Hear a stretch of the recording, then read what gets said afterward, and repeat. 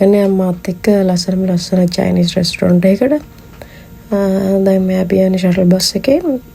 නැවෙන් ඒ කියන්නේ අපි කොහේ හරි පෝට් එකට ගියාම අපිට අනිවාර්යෙන් ෂටල් බස් දෙනවා. ඒ ෆ්‍රී යන්න පුළුවන්.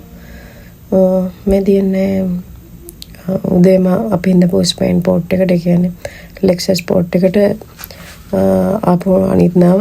ඒකේ මං හිතන්නේ ක්‍රූ එකයි පැසෙන්ජර්ස්ලා ඔක්කොම මං හිතන්නේ 5000 වගේ යන්න පුළුවන් මේ නැවේ.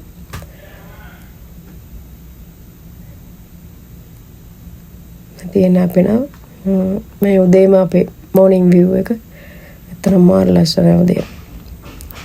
දැන් ෂටල් බස් එකෙන් බහලා ටික දුරක් අපිට යන්න ඕන චයිනීස් රෙස්ටොරන්ට් එකට. එතන මාර ලස්සනයි. ස්පේන් කියන්නේ මං ආසම පෝට් එක. පෝට් එක කියන්නේ ස්පේන් කියන්නේ ලස්සන රටක් ඇත්තට. මේ මගේ හොඳම යාළුවා එයා ඉන්දියාවේ මණිපූර් වල. ඔන්න අපි ආවා රෙස්ටොරන්ට් එකට. ඇත්තම කියන්නේ මාරම ලස්සන ඉන්ටීරියර් එකක් තියෙනවා. මේක මම දැකම ලස්සනම රෙස්ටොරන්ට් එක. මම හිතන්නේ මගේ මුළු ජීවිත කාලෙම.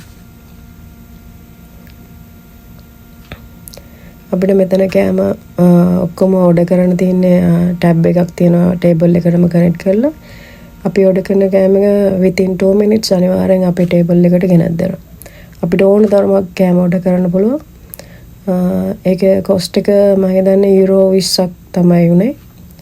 අපිට කැමති තරමක් කෑම ඕඩර් කරන්න පුළුවන්. ඒ ඔක්කොම කාලේ ඉතින් කාමරේට ආවා. දැන් තමයි මගේ කැබින් එක.